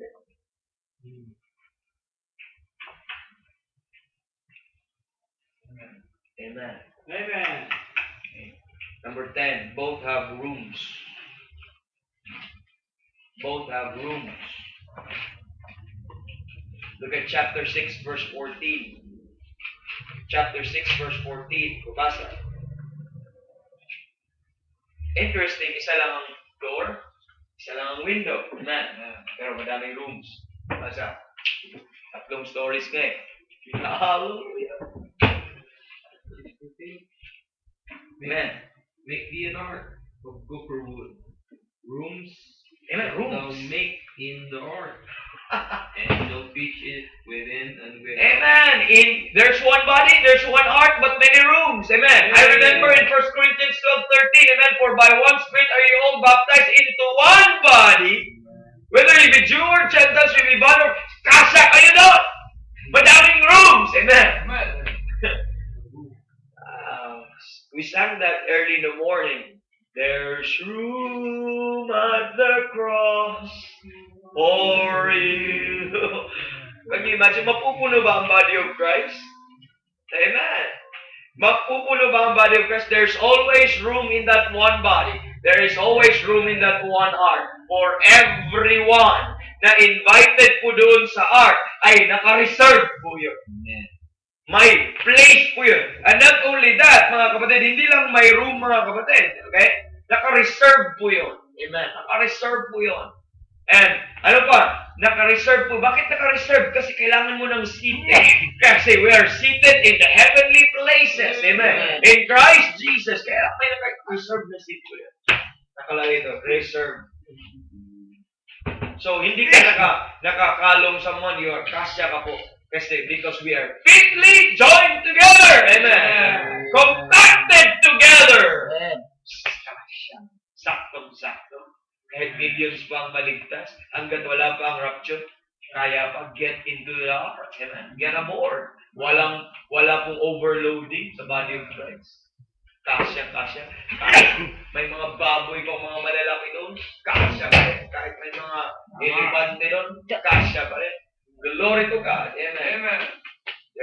Because it can provide a place. There's room in the cross. Amen. Kaya, nang naligtas po tayo, we become member of His flesh and of His bone. Anyone that God saved, the Holy Ghost will put a place for you. Will provide a place for you. Glory to God. They have a place in Christ. Amen. Glory to God. Hindi pa nagsabi, oy, fully booked na kami. Still, the invitation is to come. The dispatcher, which is the Holy Ghost, come. Come. Papunta to ng langit. Amen. Langit. Hindi pa tulay. Langit. Glory to God. Amen. Naka-reserve po sa atin. Ano sabi ng 2 Corinthians 5, verse number 11? If this earthly house of this tabernacle will be dissolved, I have a what? Ano sabi doon? I have a house not made with hands. Amen. Eternal in heavens.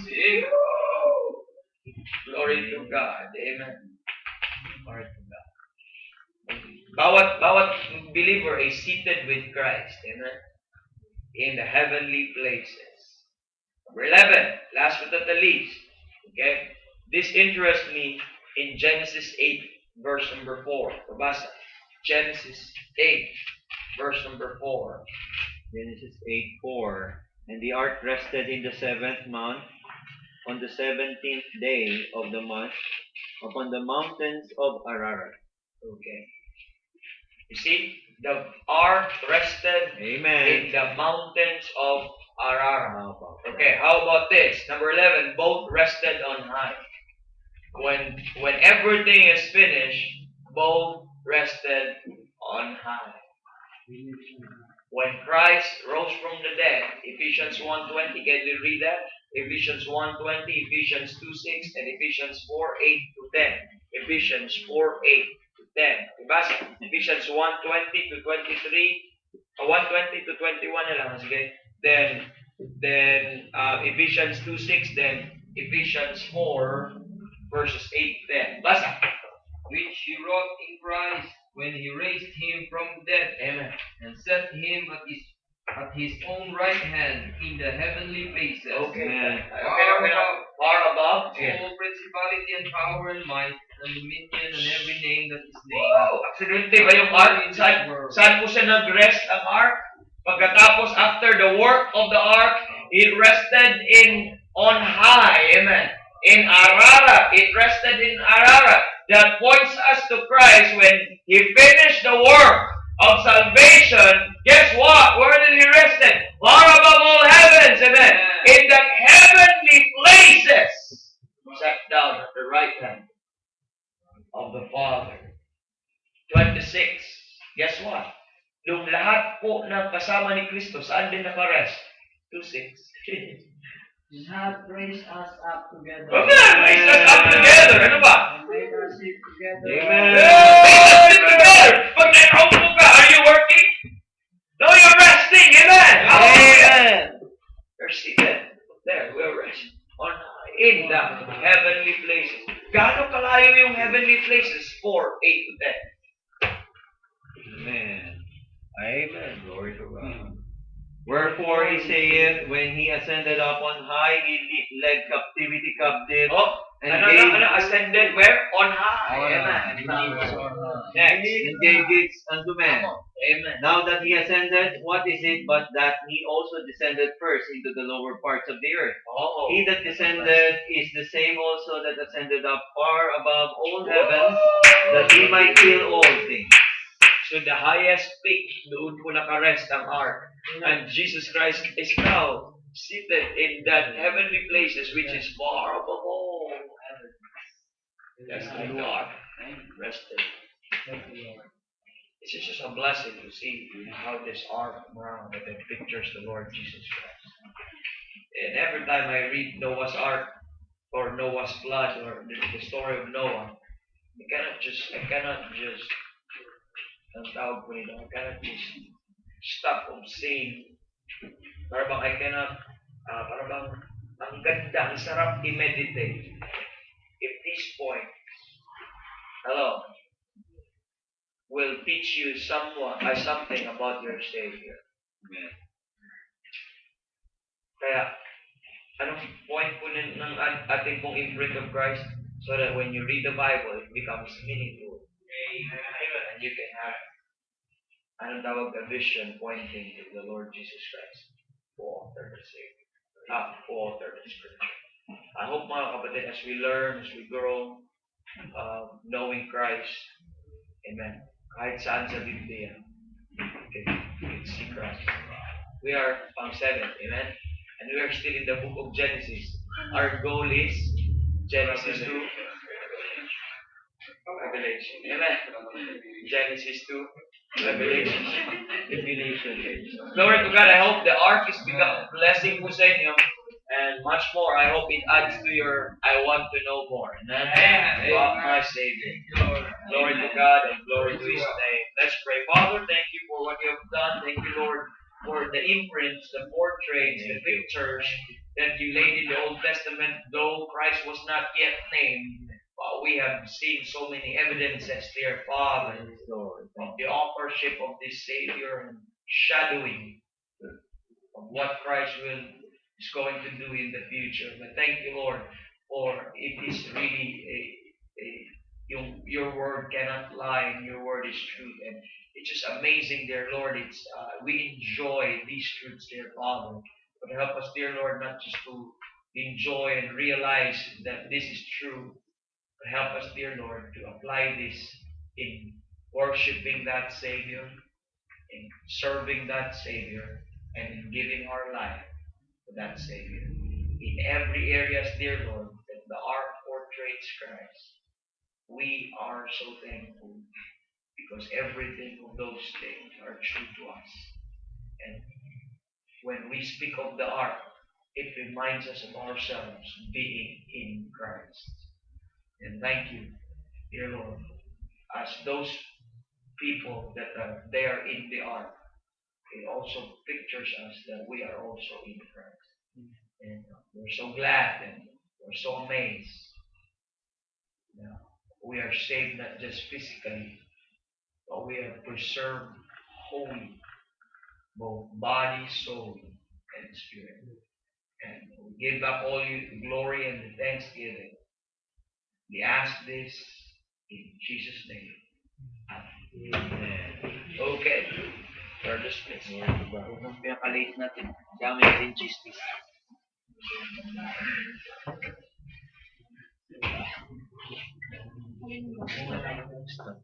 Uy, by the way, buti na lang, pinalala ng wife ko. Yung kalinga, please, mag-confirm kayo kasi magbilangan na po tayo kung sino sasama. Okay? Mag-confirm kayo kasi magbilangan tayo sino sasama kasi by tomorrow, sasabihin natin